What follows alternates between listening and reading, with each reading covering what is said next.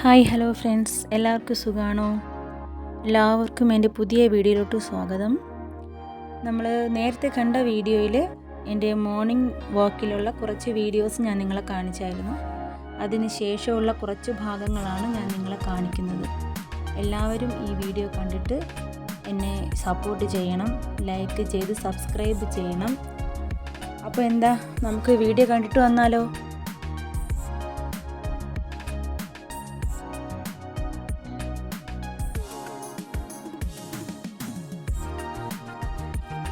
നമ്മൾ കാണുന്ന ഈ സ്ഥലങ്ങളിലെല്ലാം ഒരുപാട് ഔഷധ ചെടികളുണ്ട്. നമുക്കറിയാത്തതും അറിയാവുന്നതുമായ ഒരുപാട് ഔഷധ ചെടികളുണ്ട്, സ്പൈസസ് ഉണ്ട്. ഒരുപാട് ഈ മലകളിലെല്ലാം ഒരുപാട് ചെടികളുണ്ട്. അപ്പം ഞാനതിലൊരുപാടെണ്ണമൊക്കെ നോക്കിയിട്ടുണ്ട്. അപ്പോൾ ഇതൊന്നും കാണാൻ പറ്റില്ല. ഇത് അത്തിയാണ്. ഇതിൻ്റെ നല്ല ഭംഗിയുള്ള കാകളുള്ള മരങ്ങളുണ്ട്. അതിൻ്റെ ഫോട്ടോസോ വീഡിയോസോ കിട്ടുമ്പോൾ ഞാൻ നിങ്ങളെ കാണിക്കും. പിന്നെ കൂടുതലായിട്ട് ഇവിടെ ആണെങ്കിൽ വയണയില, നമ്മളൊക്കെ കോട്ടപ്പം കുമിളപ്പമൊക്കെ ഉണ്ടാക്കുന്ന വയണയില ഉണ്ട്. അതും ഇവിടെ സർവ്വസാധാരണമായിട്ട് കാണുന്ന ഒരു മരമാണ് ആ വയണയില. ഇവിടെ ആരും അതിനൊന്നും ഉപയോഗിക്കാറില്ല. പക്ഷേ ഞാൻ കണ്ട് കുറച്ചെടുത്തായിരുന്നു. ഇത് വയണയിലയാണ്. വയണയിലയുടെ വലിയ വലിയ മരങ്ങൾ തന്നെ ഇവിടെ ഉണ്ട്. പക്ഷേ ഇവരാരും അത് ഉപയോഗിക്കാറില്ല.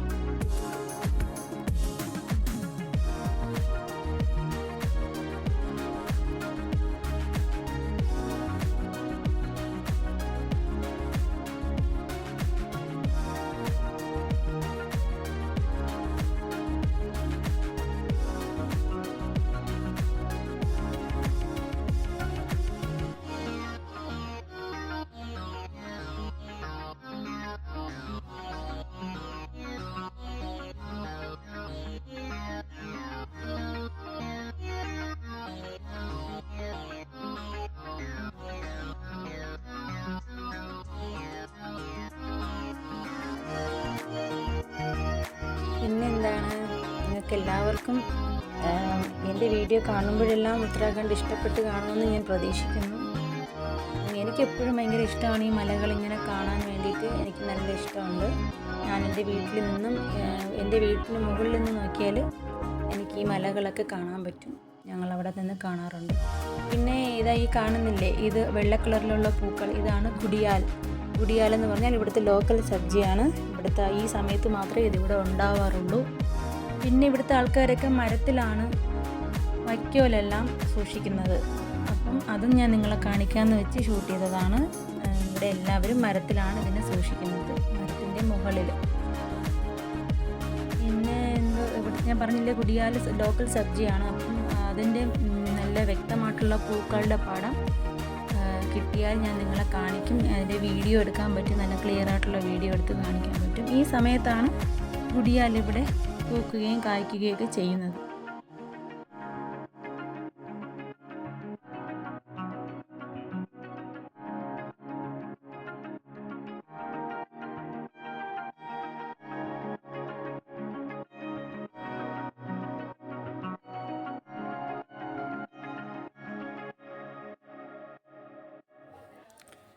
പിന്നെ ഞാൻ പറഞ്ഞില്ലേ, വയണയിലയുടെ വലിയ വലിയ മരങ്ങളാണ് ഈ കാണുന്നത്.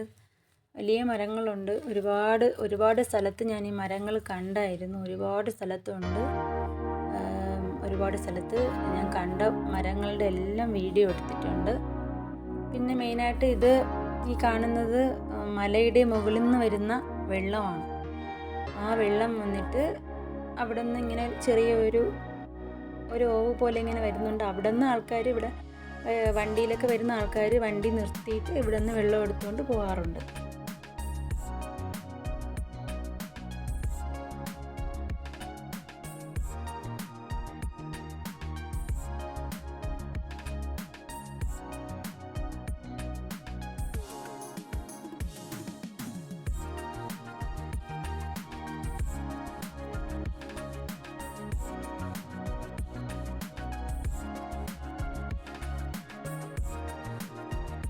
ഈ കാണുന്നത് പൈൻ ട്രീ ആണ്.